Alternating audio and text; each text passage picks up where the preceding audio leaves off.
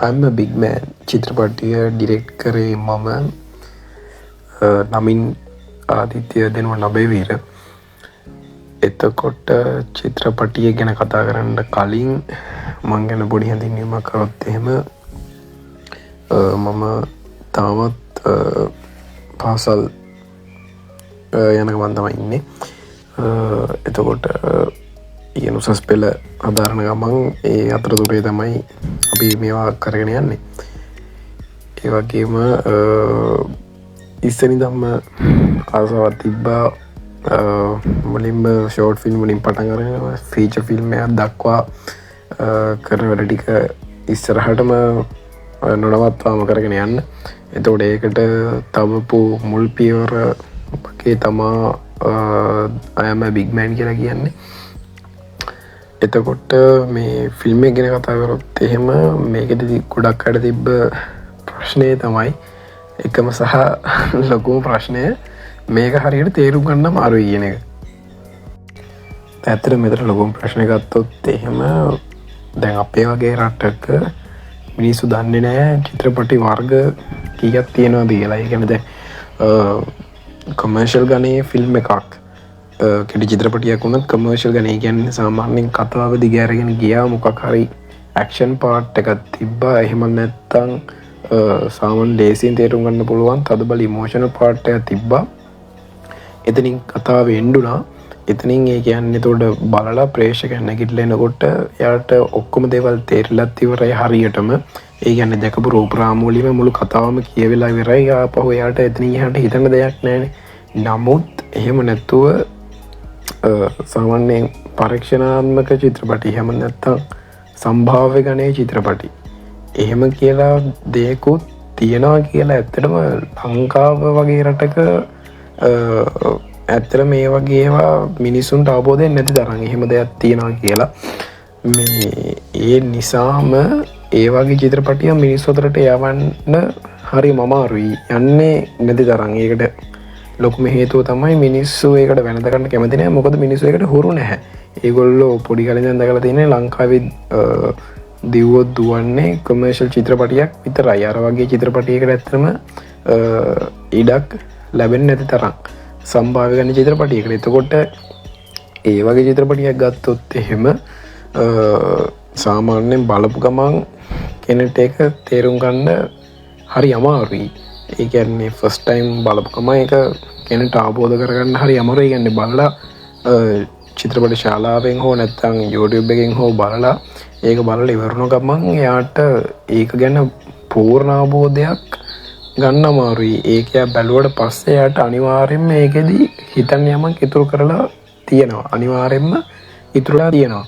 එතකොට එයා ඒක කොච්චර දුරට හිතනවාද කියන එක මත සහ එයා ඒක දැකපු රූප රාමු කොතරම් දුරකට ඒකට ගැට ගහ ගන්නවද කියන එක අනුව තමයි මේ ඒ චිත්‍රපටයේ අධ්‍යක්ෂකවරයා කියන්න හදලා තියෙන කතාව එයාට තේරෙනවද. ඊට පස්සේ ඒකේ සැඟවිලා තියෙන ආදර්ශ පාට එයාට කොච්චර දුරකට තේරෙනවද කියලා තීරණය වෙන්නේ.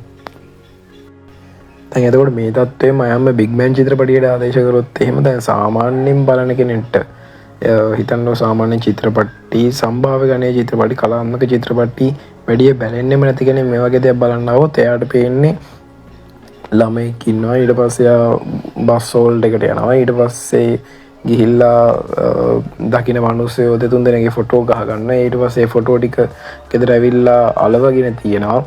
ඊට පස්සේ එක පාටම එක මිනිස්සු දැකපු ගමන් දුවලා යනවා. ඒ වගේ තේරුමක් හිතාගන්න හරිම අමාරුයි. ඒ කියන්නේ සිද්ධි ගලපා ගන්න හරිම සෑහෙන අමාරුයි. එතකොට ඒ නිසා තමයි දැන් මේක රිවිව් එකක් විදිහට දාන්න ඕනි කියලාත් හිතුනේ. මොකද ඒ වගේ දේවල් හොරු නැති නිසා ගොඩක් අයට. එතකොට දැන් මගේ කෝණේ අනුව මේක පැහැදිලි කරොත් එහෙම දැන් මේක ඇවිල්ලා සාමාන්‍ය ළමයෙක්ගේ සාමාන්‍යම කියන්නත් අමාරුයි. සාමාන්‍යයෙන් මානසික මට්ටම කියන එක එයාගේ වයසේ ළමයට වඩා ටිකක් දුරකට පිස්සු මට්ටම කියන එක නෙමෙයි වෙනස් ආකාරයේ හිතන චින්තාවලියක් තියෙන ළමයෙක්ගේ ක්‍රියාකාරීත්වය තමයි මෙන්න මේකේ චිත්‍රපටිය තුලින් පෙන්වලා තියෙන්නේ. එතකොට දැන් ඔතන ඉන්න ළමයා කැමති අධ්‍යාපනය කියන පියවර. දැන් මම චිත්‍රපටිය සම්පූර්ණයෙන්ම නෙමේ සාමාන්‍ය මට්ටමකට විතරක් උපරිම ගැඹුරට නෙමේ සාමාන්‍ය මට්ටමකට විතරක් පැහැදිලි කරලා දෙන්න යන්නේ. රූප රාමු වලින් කියවන අදහස් ටිකවත් ඔයාලගේ ඔළුවට දාගන්න ඕන හින්දා ඒ ළමයා අධ්‍යාපනය කියන පියවර ස්කිප් කරලා කෙලින්ම රැකියාවක් කරන්න ඕනි කියන තැනට යන්න බලාගෙන ඉන්න ළමයෙක්. ඒ කියන්නේ දැන් කවුරුණත් කැමති ඒ අධ්‍යාපනය කියන පියවර අතහැරලා කෙලින්ම ඊට ඉස්සරහ තියෙන පියවරට යන්නනේ. මොකද අධ්‍යාපනය කියලා කියන්නේ අවුරුදු ගාන අමාරු කාලයක්. එතකොට ඒකෙදි ඒකට එක්කලා ඒ අධ්‍යාපනයත් එක්කලා හිර වෙලා ඉන්න මොන ළමයා වුණත් කැමති නැහැ. දැන් එතකොට මේ චිත්‍රපටියේ කතාවට අනුව ඒ ළමයා කොහෙන්ම කැමති නැහැ. එයාගේ මානසික මට්ටමත් හැදලා තියෙන්නේ ඒ වෙනුවෙන්ම. එතකොට එයා කොහොම හරි try එක දෙන්නේ මානසික මට්ටමෙනුත්. එයා මානසික මට්ටමට කොච්චර බලපාල තියනවද කියලා පේනවා නම් එයා වෙනුවෙන් වෙනම කටයුතු කරනවා. එතකොට කටයුතු කරනවා කියන්නේ මෙහෙමයි. දැන් එයා ඒ පියවර අතහැරලා වෘත්තීය මට්ටමට එකපාරම පින් පනින්න කැමති නිසා එයා කරන්නේ මෙහෙම දෙයක්. එයා හැමදාම උදේට දැන් එතකොට එයා හැමදාම උදේටයි ඉන්නේ කියලා ඕගොල්ලන්ට පැහැදිලි වෙන්න ඕනේ. අන්තිමට දාලා තියෙන වොයිස් ඕවර් එකකින් චිත්‍රපටය අවසානයේ ගිහිල්ලා බස් හෝල්ට් එක ඉස්සරහා ඉන්නවා. එතකොට එයාට පේනවා එක විදිහට ඇඳගත්තු දැන් එක වෘත්තීන් වලට අඳින පළදින විදිහ වෙනස්නේ. එතකොට එයා දකිනවා ඒ විදිහට ඇඳගත්තු මිනිස්සු බස් හෝල්ට් එක දැන් එයාලා ගෙවල් ළඟ බස් හෝල්ට් එක ඉස්සරහින් යනවා. එතකොට ඒ ළමයා ළඟ තියෙනවා කැමරාව. හරිද? එතකොට මේ සාමාන්‍ය දුප්පත් පොසත් ભેදය මුකුත් පෙන්වන්න ඒ පැත්ත අදාළ නැහැ. ඇත්තටම තනිකර මුදෙන්ම මේ ළමයාගේ මානසික මට්ටම තමයි මේක තුලින්ම මුළු චිත්‍රපටය පුරාණම් පෙන්වන්නේ. දැන් එතකොට මේ ළමයා කැමරාවත් අරගෙන හැමදාම උදේට බස් වලට ඉන්නකොට එක මිනිස්සුන්ගේ ෆොටෝස් ගන්නවා. ඒ කියන්නේ එක විදිහට ඇඳ බලදගත්තු මිනිස්සුන්ගේ හැම වෙලේම මෙයා හැම දවසකම උදේම හොයන්නේ වෙනස් විදිහට ඇඳ බලඳගත්තු කෙනෙක්. ඒ කියන්නේ වෙනස්ම විදිහේ වෘත්තීයකට යන කෙනෙක්ව. තේරෙනවද මං කියන්නේ? වෙනස් විදිහට අඳිනවා කියන්නේ එයා වැඩ කරන්නේ වෙන තැනක. එහෙම නැත්නම් එයා කරන වෘත්තීය වෙනස්. එහෙම කෙනෙක් තමයි හොයන්නේ. එතකොට දැන් මේ විදිහට ඡායාරූප ගද්දී එයා නන්නාඳුන නැහැ කියන ඡායාරූපණ ගන්න. එතකොට ඒකට හැමෝම කැමති වෙන්නේ නැහැ, අකමැති වෙන්නේ නැහැ. බහුතරය කැමති වෙන්න පුළුවන්, සුළුතරයක් ඉන්න පුළුවන්. තමගේ ඡායාරූප එහෙම හොරෙන් ගන්නවා කරනවට අකමැති අය. එහෙම නැත්නම් ඡායාරූප ගනිද්දී යාලා දැක්කේ නැහැ වෙන්න පුළුවන්, අහම්බෙන් දැක්ක වෙන්න පුළුවන්.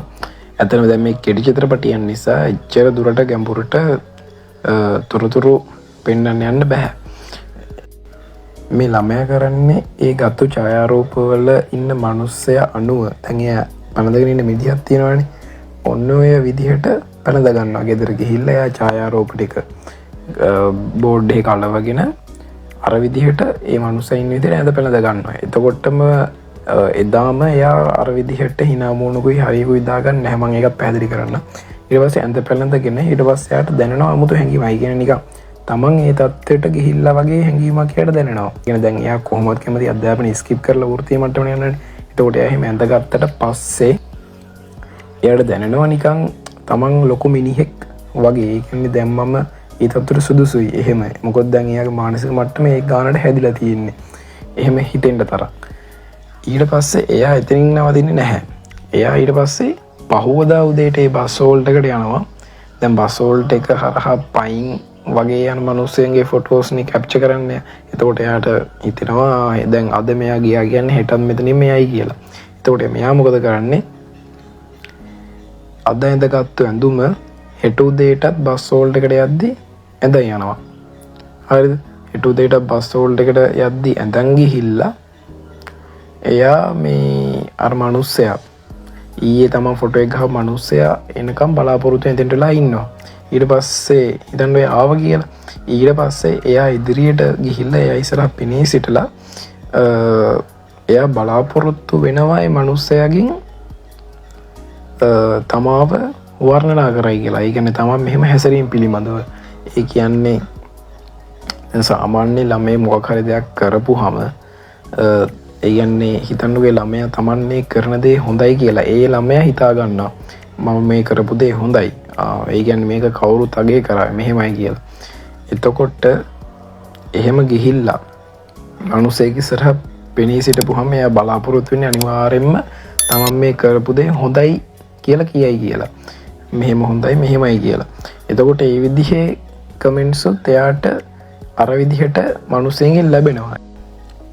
හොඳ කමෙන්ට්ස් වගේම තමයි නරක කමෙන්ට්ස් සුත් ලැබෙනවා. මොකද හැමෝම කැමති නෑ. ඒ කියන්නේ හැමෝම ඒ ගැන හොඳ කියන්න ඕනි කියලා පදනමක් කොහෙවත් ඇත්තේ නැහැනේ. එතකොට කෙනෙක්ට මේක විකාරයක් විදිහට පේන්න පුළුවන්. නැත්තම් තව කෙනෙක්ට ඒක නිකන් හොඳක් විදිහට දකින්න පුළුවන්. ඒ කියන්නේ දැන් ළමයා කලින් දවසේ කෙනෙක්ව දැකලා එයාගේ ෆොටෝ එකක් ගහලා ඒ විදිහට ඇඳලා පහුවදාට ඒ මනුස්සයා ඉස්සරහට මෙන්න එක නෙවෙන්නේ. එතකොට ඒ මනුස්සයාට හිතෙන්න පුළුවන් මේ ළමයා නිකන් try කරනවා නිකන් මං වගේ වෙන්න. එයා කියන්නේ එයා කරන ජොබ් එක අඩු මට්ටමක තියෙන එකක් වෙන්න පුළුවන්. ඉතා ඉහළ මට්ටමක තියෙන එකක් වෙන්න පුළුවන්. ඒක අර ළමයාට දාන නැහැ. එයාට උන මොකක් හරි වෘත්තියක්. එතකොට එයා ඒ ළමයා ඒ වෘත්තිය හොඳද නැද්ද කියලා තීරණය කරන්න මෙන්න මෙතන තමයි ලොකුම ටර්නින් පොයින්ට් එක. ඒ මනුස්සයා දෙවෙනි දවසේ ගිහිල්ලා ඒ මනුස්සයා හම්බුනහම ඒ මනුස්සයා දක්වන ප්‍රතිචාරය අනුව දැන් හිතන්නකෝ ළමයා බලාපොරොත්තු වෙන්නේ මොකද්ද?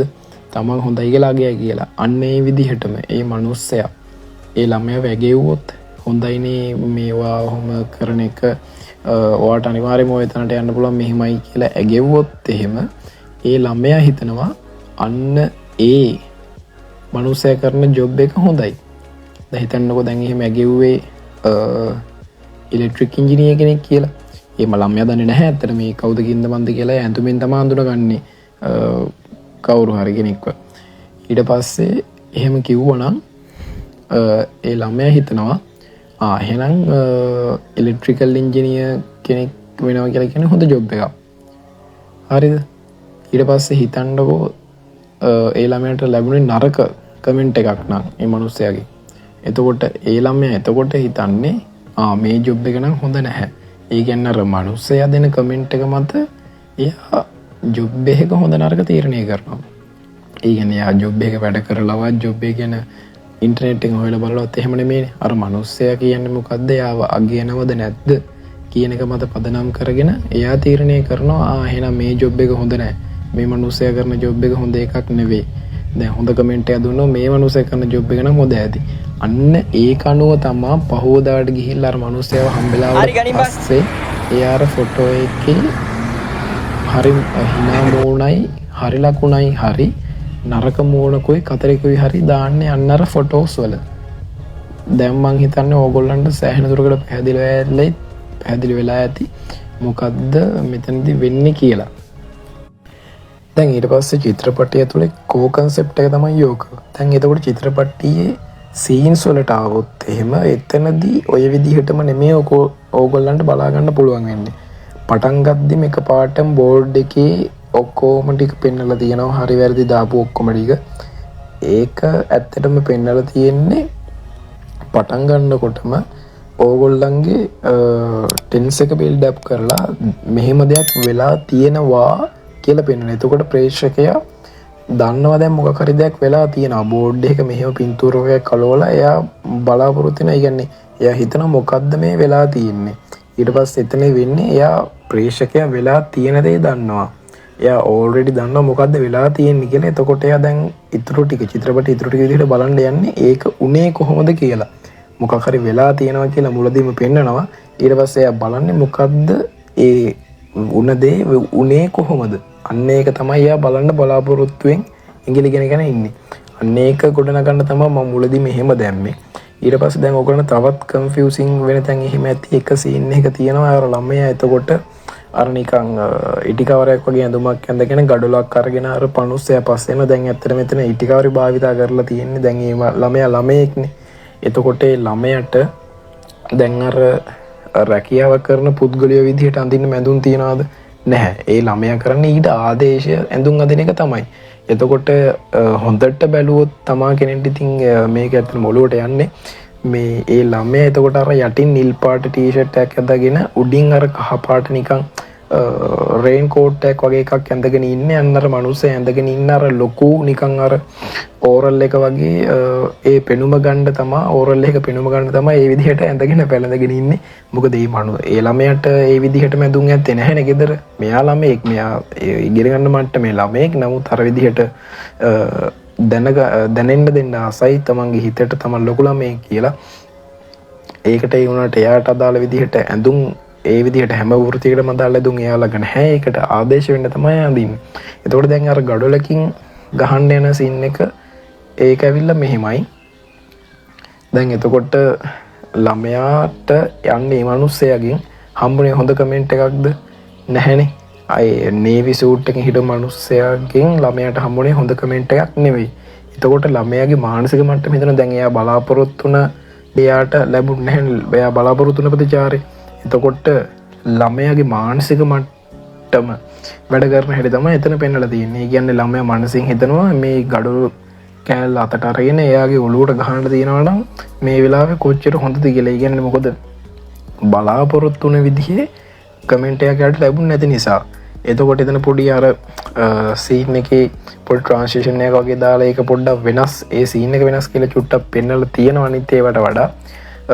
එතකොට අර නේවි සූට් එකේ මිනිස්සයා අර ඇඟිලි දෙකෙන් අර සද්දයක් දාන්නේ එයාව පියවිසිහියට ගන්න ඕනි හින්දා. එතකොට සාමාන්‍යයෙන් කෙනෙට තේරෙනවා මෙයා වෙනම මොකක් හරි මානසික මට්ටමක තමයි, ඒ කියන්නේ ගැඹුරු කල්පනාවක් වගේ තමයි ඉඳලා තියෙන්නේ. යථාර්ථය නෙමෙයි. එතකොට ඒ සීන් එකෙන් පෙන්නලා තියෙන්නේ ඒ ළමයාගේ මානසික මට්ටම වැඩ කරලා තියෙන හැටි. එතන තව දෙයක් තමයි ඔයගොල්ලෝ හොඳටම බැලුවොත් විතරයි නෝට් වෙන්නේ. එකම සීන් එක දෙපාරක් රිපීට් වෙලා තියෙනවා එකම දේ. ඒක ඇත්තට වෙලා තියෙන්නේ මානසික මට්ටමින් අරයා ආපහු එළියට එද්දී ඒ තත්ත්ව දෙක වෙනම පෙන්වන්න තමයි. ඒ කියන්නේ එයා ඇත්ත ලෝකෙදිත් ඔයාලට හරියට මතක නම් අර මේ මිනිස්සයා වරාය සූට් එකේ ඉන්න මිනිස්සයා අර ළමයා පහු කරන් යන එක දෙපාරක් පෙන්වනවා. එයා පළවෙනි පාර පෙන්වන්නේ යථාර්ථය, දෙවෙනි පාර පෙන්වන්නේ පළවෙනි පාර පෙන්වන්නේ මානසික මට්ටම, දෙවෙනි පාර තමයි යථාර්ථය පෙන්වන්නේ. ඒක හොඳටම බලපු කෙනෙක්ට තමයි ක්ලික් වෙන්නේ. ඊට පස්සේ තව ගොඩක් අයට තියෙන ප්‍රශ්න තමයි මොකද්ද මේ එකපාරට සීන් මැද්දෙන් බස් යන ඒව පෙන්වලා තියෙන්නේ. ඊට පස්සේ ඒ කියන්නේ නාගරික දර්ශන. ඊට පස්සේ ඇයි මේ ලොකුම ප්‍රශ්නේ තමයි අය අර ක්ලොක් එකක ඩිජිටල් ක්ලොක් එකේ වෙලාව බෑක්වර්ඩ් යන්නේ. ඊට පස්සේ තව කට්ටියට තියෙන ප්‍රශ්න තමයි එතකොට ඒකේ ඇයි මේ අන්තිමට ද බිගිනින් කියලා දාලා තියෙන්නේ, ද එන්ඩින් කියලා කොහෙවත් දාලා නැහැනේ. එතකොට ඇයි ඔය වගේ දේවල් කරලා තියෙන කියන එක කට්ටියට තියෙන ලොකු ප්‍රශ්නයක්. ඊට පස්සේ දැන් ඕවට උත්තර දෙන්න ගත්තොත් එහෙම දැන් මේක විසඳෙන්න ගොඩක්ම තිබිලා තියෙන ප්‍රශ්න තමයි අතර මේ වගේ ෆිල්ම් එකක් තේරුම් ගන්න ගොඩක් කට්ටිය උත්සාහ කරන්නේ නැහැ. ඒක ප්‍රධානම හේතුව. අනිත් එක තමයි සමහරක් අය ඒක තේරුම් ගන්න ක්ලූස්, චිත්‍රපටය ඇතුළේ තියෙන ක්ලූස් මදි කියලා හිතනවා. නමුත් ඇත්තට මෙහෙම දෙයක් නැහැ. ඉතින් හරියට ගලප ගන්න පුළුවන් ප්‍රශ්නයක් නැහැ. හරි. ඒක විස්තර කරලා දුන්නොත් එහෙම මෙහෙමයි.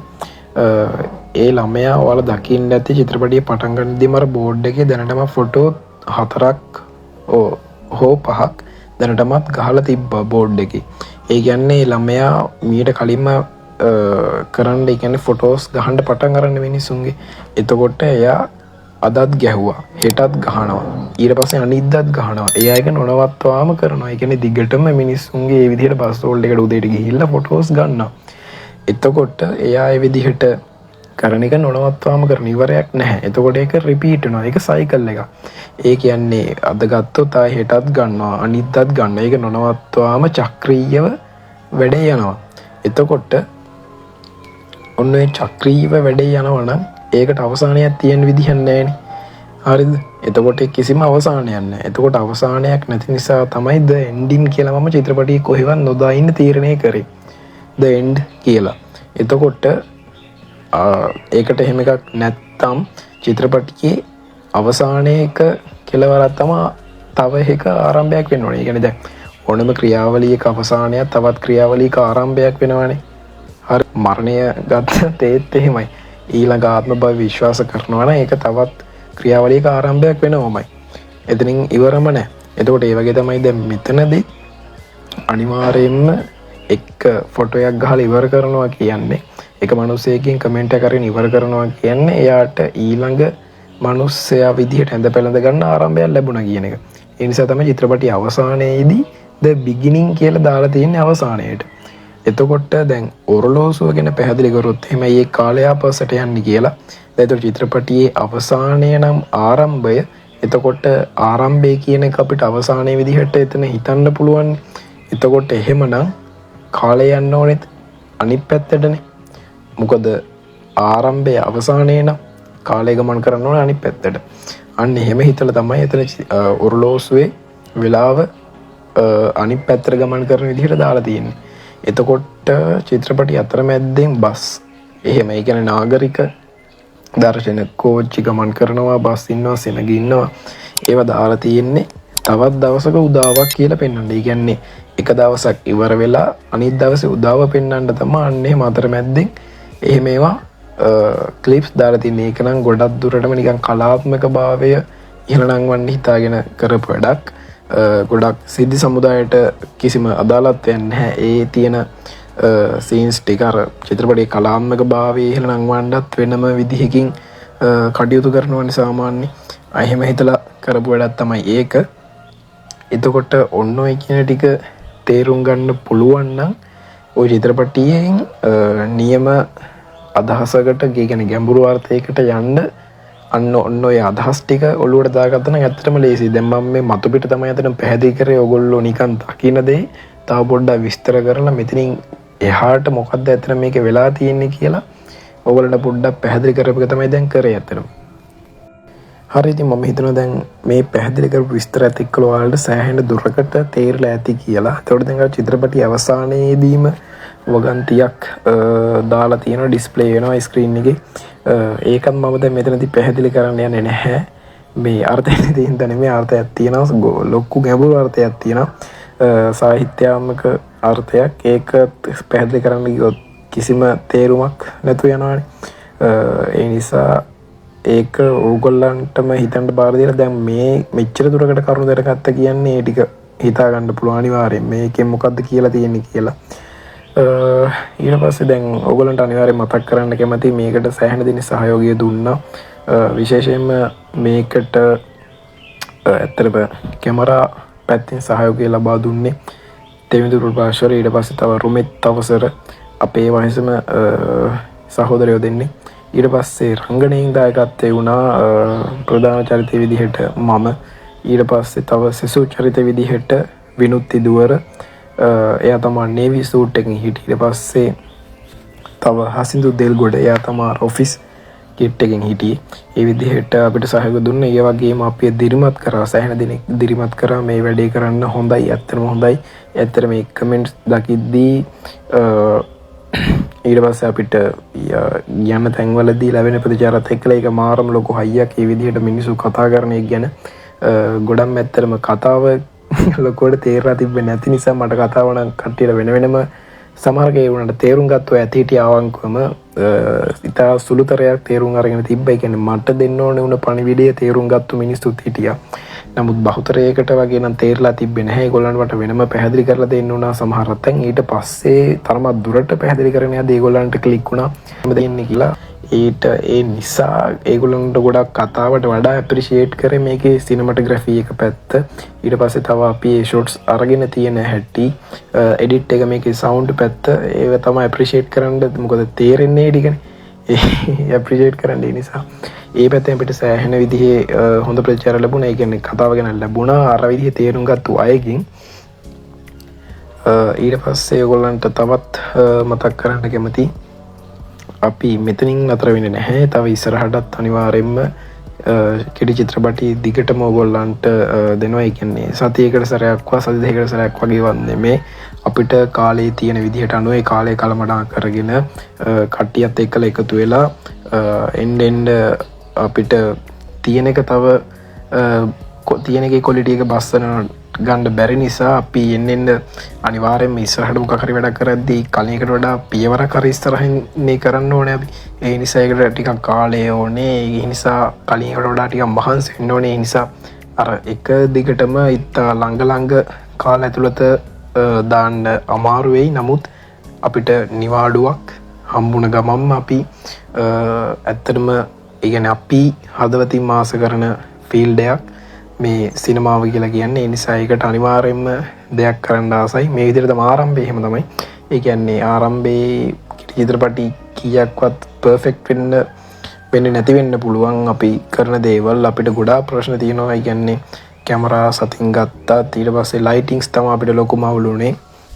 මොකද අපි මේ අපි අතරම තියෙන දේවල් වලින් තමයි කරගන්නේ අපිට ප්‍රොඩියුසර්ස්ලා කියලා වෙනම මේ සඳහා මුදල් දාන්න කවුරුත් හිටියේ නැහැ අපිම තමයි ඒකට මුදලුත් දාලා ඕවා මේ කරේ එතකොට අපිට ඒ ෆන්ඩ්ස් වල ගැටලුව ආවා ඒ ප්‍රශ්නයක් නැහැ අපි ඉතින් ඒවා පුළුවන් විදිහට අපි අතරම කළමනාකරණය කරගෙන මොකද කාගින්වත් යැපෙන්න බලන් ඉන්නවට වඩා තියෙන දෙයින් අපි එකතු වෙලා සාමූහිකව දෙයක් කරන එක තමයි සෑහෙන වටින එක මම පෞද්ගලිකව හිතන දෙයක් එතකොට ඒ විදිහට හිතලා ඉතින් තවත් ඉස්සරහටත් ලොකු දේවල් ගොඩක් කරන්න බලාපොරොත්තුෙන් ඉන්නවා මීටත් වඩා හොඳ විදිහේවා ඊට පස්සේ දැන් ඉස්සරහට තව තෙමිදු ප්‍රභාෂර්ගේ අධ්‍යක්ෂණයනුත් එකක් එන්න නියමිතයි ඊට පස්සේ මගෙත් තව ෆිල්ම් එක කියන්නේ කෙටි චිත්‍රපටියක් එනවා බොහෝදුරට ඔයගොල්ලන්ට අවුරුදු වලදීම ඒක බලා ගන්න පුළුවන් වෙයි ඉතින් ඒ විදිහට ඉස්සරහට එකතුලා වැඩ කරන්න ගොඩාක් බලාපොරොත්තුෙන් ඉන්නවා ඒ වගේම තමයි කියන්න කැමති අපිට අවංකවම ඒ කියන්නේ අපේ වැඩ දැක්කලා ඒ කියන්නේ හොඳයි කියලා හිතිලා අවංකවම අපිට උදව් කරන්න කැමති කෙනෙක් ඉන්නවා නම් මේ පහත මේ ඩිස්ප්ලේ එක සඳහන් වෙන WhatsApp නම්බර් එකට පණිවිඩයක් යොමු කරන්න ඕගොල්ලෝ ඒ වගේම අපිත් එක්කලා එකතු වෙලා වැඩ කරන්න කැමති නම් ඒ කියන්නේ රංගනයේ දායකත්වයෙන් හරි කැමරා කරන පැත්තෙන් හරි ආලෝක කරන පැත්තෙන් හරි නැත්නම් ඕගොල්ලන්ගේ ස්ක්‍රිප්ට් එකක් අපිලා කරගන්න හරි එහෙම ඕගොල්ලොන්ගේ උනන්දුවක් බලාපොරොත්තුවක් තියෙනනේ කියන්නේ අපි වගේම සිනමාවට ඇලගල්ල ඉන්න කට්ටිය ඉන්නවනම් ඒත් ඒ අයත් මෙන්න මේ නම්බර් එකටම අපිට WhatsApp හෝ normal call එකක් අරගෙන අපිට කතා කරන්න අපි අනිවාර්යයෙන්ම අපිත් පොඩි තැන්වල ඉඳන් ආපු කට්ටිය තාමත් එන ගමන් ඉන්න කට්ටිය එතකොට අපිත් කැමති ඒ වගේම කට්ටියත් එක්කලා එකට වැඩ කරන්න මොකද අපිට තාම ලොකු අතු අල්ලන්න තරම් හයියක් නැති නිසා එහෙම කට්ටිය ඉන්නවනම් අනිවාර්යයෙන්ම අපිට කතා කරන්න අපිව දැනුවත් කරන්න අපි බලාගෙන ඉන්නවා ඒ වගේ අයත් එක්කලා ඇත්තටම එකතු වෙලා වැඩ කරන්න ලොකු ගමනක් යන්න ඉස්සරහට ලොකු ටීම් එකක් හදාගෙන හොඳ ක්‍රියේටිව් ඒ වගේම හાર્ඩ්වෙර් ටීම් එකක් හදාගෙන හරි එහෙනම් මට ඇත්තටම කියන්න ඕනලා තිබ්බ ඔය ටික තමයි එහෙනම් අපි ආයෙත් මේ වගේම තවත් හොඳ කෙටි චිත්‍රපටයකින් හම්බෙමු හැමෝටම thank you hello මම රුමත් අවසර I'm a big man short film එකේ දෙනුවන්ගේ camera operator විදිහට වැඩ කරේ මම මේ ෆිල්ම් එක හදාගෙන නැද්දී මට ඇත්තටම කිසිම අයිඩියා තිබෙන්නේ නැහැ මොකද මේ ෆිල්ම් එක මම ස්ක්‍රිප්ට් එකක්වත් කියලා තිබ්බේ නැහැ. මම හිතන්නේ ඊට පස්සේ මට ආපු ලොකුම කේසය තමයි දෙනුවන්ගේ හිතේ තියෙන අවුට්පුට් එක මගේ ෂොට්ස් වලිනුත් දෙන්න. එතකොට මම තමයි ඒකේ ඇන්ගල් ටික ඩිරෙක්ට් කරේ ෂොට්ස් අරන් මම ඒව කරේ. එතකොට මම ඕනකම තිබ්බා දෙනුවන් කියන එකම අපේ වීඩියෝ අවුට්පුට් එකනුත් දෙන්න. ඒ වගේම එතකොට අපි එක දවසේ සම්පූර්ණ ෂූට් එක ඉවර කරේ ලොකු රෂ් එකක. පොඩි අවුල් ආවා කැමරා එකේ ප්‍රශ්න ආවා. එතකොට ලොකේෂන් වල අවුල් ලයිටිං අරම හිට සීන් ආවා. ඉතින් කොහොම හරි මම වැඩේ හොඳට කරගත්තා. thank you. මගේ නම තෙවිඳු මායි දෙනුවනුයි විනුතුයි හසින්දුයි රුමෙතුයි තමයි මේ ෂෝට් ෆිල්ම් එක කරේ. මායි දෙනුවනුයි පොඩි කාලේ ඉඳන්ම හරි කැමති මේ වගේ ෂෝට් ෆිල්ම්ස් වලට. එයා පොඩි කාලේ ඉඳන් ලියනවා එක ස්ක්‍රිප්ට් ලියනවා මට අවිල්ලා කියනවා ෆිල්ම් කොහොමද අලුත් ෆිල්ම් මොනවාද මාත් ඒ කාලේ එයාත් එක්ක ගිහලා කතා කරනවා මචං අපි ෂෝට් ෆිල්ම් එකක් කරොත් හොඳයි මෙහෙම කරු මෙහෙම ඇන්ගල්ස් ගමු කැමරා මෙහෙම තියමු. ඉතින් ඒ කාලේ තිබ්බ ආසාව තමයි මේ දැන් මෙහෙම ෂෝට් ෆිල්ම් එකක් විදියට එළියට අවිල්ලා තියෙන්නේ. අපි මේ ෂෝට් ෆිල්ම් එක කරේ දැන් අවුරුද්දකට විතර කලින්. දවසක් ඇතුළත ඔක්කොම ෂෝට්ස් ටික අපිට රෙකෝඩ් කරගන්න පුළුවන් වුණා. අපි හදිසියෙන් කරේ. ඒත් පළවෙනි වැඩේට අවුලක් නැතුව අපිට රෙකෝඩ් කරගන්න පුළුවන් වුණා. දෙනුවන් එක්ක වැඩ කරනවා කියන්නේ අමුතුම විදිහේ එකක්. අපිට ඉස්කෝලෙත් ඇවිල්ලා කියන්නේ එක අමුතු කතා, අමුතු විදිහට හිතන්නේ, අමුතු විදිහට තමයි යාට වැඩක් කරන්න ඕනේ හැමදාම. ඉතින් අපිත් හරි ආසයෙන් තමයි මේ වැඩේ කරේ. අය පළවෙනි වැඩේ අපි කලින් මෙහෙම වැඩක් කරලා නැහැ. ඉතින් පළවෙනි පාර රංගපපු කට්ටියත් හිටිය මේ ගොඩක් විනුත්, ඊට පස්සේ හසිඳු දෙනුවනුත් මේකේ ඇක්ට් කරා. අපි ෂොට්ස් ගන්න කලින් දවසේ ස්ටෝරි බෝඩ් එකක් හදාගත්තා. එතකොට අපිට ලේසි එතන ගිහිල්ලා ෂොට්ස් නිකන් හිත ඉන්න ඕනේ නෑනේ. එකපාරම ගිහිල්ලා ගන්න පුළුවන්. ඒ හින්දා ඒකත් එහෙනම් අපි ස්ටෝරි බෝඩ් එකක් හදාගත්ත එකත් අපිට ලොකු පහසුවක් වුණා. මොකද කාලේ ගොඩක් ඉතුරු වුණා. ඒ වගේම අපිට නිකන් කලින් ඉඳන්ම අමුතු විදිහේ ෂොට්ස් මොනවද අපි මෙහෙම කරොත් හොඳයි, එහෙම මේ ඇන්ගල් එකෙන් ගමු, අපි පාර පයින් ගම ෂොට් එකක් ගමු. එහෙම අපිට හිතන්න නිකන් එතන ගිහලා හිතනකට කලින් හිතලා තියෙන එක ලොකු නිකන් උදව්වක් වුණා. අපිට මුල්ම ෂොට්ස් ටික ඉක්මනින් ගත්තට බැටරි බැස්ස කැම් එකේ. ඊට පස්සේ අපි යාළුවෙක්ගේ ෆෝන් එකකින් තමයි ඊට පස්සේ ෂොට්ස් ටික ගත්තේ. පොඩි නිකන් ක්වොලිටි එක වෙනසක් තියෙනවා. අපි කැමරාවක් ඇටච් කරා මේ දෙනුවන්ගේ ඇඟට එක ෂොට් එකකට, එයා දුවන ෂොට් එකකට. ඒක GoPro එකක්, චූටි ඇක්ෂන් කැම් එකක්. අපි පොඩි රිග් එකක් හදලා එයාගේ පොපුවේ හයි කළා ඉස්සරහට ඇවිල්ලා නිකන් අනේ දුවනකොට එයාගේ පොයින්ට් ඔෆ් view එකනේ එයාව කොහොමද පේන්නේ කැමරාවට කියලා පෙන්වන්න තමයි අපි එහෙම කරේ. තව ඊට පස්සේ අපි අන්තිම ෂොට්ස් ටිකේ අර කෝච්චි ස්ටේෂන් එකයි බස් ස්ටේෂන් එකයි ගම්පහ ඒක ගන්න මායි දෙනවනුයි තමයි ගියේ අන්තිමට. ඉවරලා ගෙදර යන ගමන් අපි දෙන්න තමයි ඒක ගන්න ගියේ. අපි ටිකක් වෙලා බලාගෙන හිටියා කොහොමද මේක ගන්නෙ. ඊට පස්සේ එක ෂොට් එකක් ආවා අර මිනිස්සුන්ගේ කකුල් තියෙන ෂොට් එකක්. එක ෂොට් එකක් ආවා මිනිස්සුන්ගේ කකුල් තියෙන. ඒ ෂොට් එක ගන්න අපි ටිකක් වෙලා බලාගෙන ඉඳලා කෝච්චියක් එනවත් එක්ක අපි ටක් ගාලා යට නියන් ලෝ ඇන්ගල් එකකින් කැමරාව අරගෙන ගියා. ඒක හොඳට ආවා. ඒක දෙනුවන් අන්තිමට දාලා තිබ්බා ෂෝට් ෆිල්ම් එක ඉවරනකොට. දෙනුවන්ම තමයි මේක එඩිට් උත් කරේ. ඒ හින්දා හොඳට එඩිට් කරලා තිබ්බා. ඇත්තටම මේක හරි සතුටුයි අපිට මේ වගේ වැඩක් කරන්න හම්බෙච්ච එක ගැන. පළවෙනි පාරට ඉස්කෝලේ යන පොඩි උන් විදියට අපි තව ඉස්සරහට තව ගොඩක් දේවල් කරන්න බලාපොරොත්තු වෙනවා.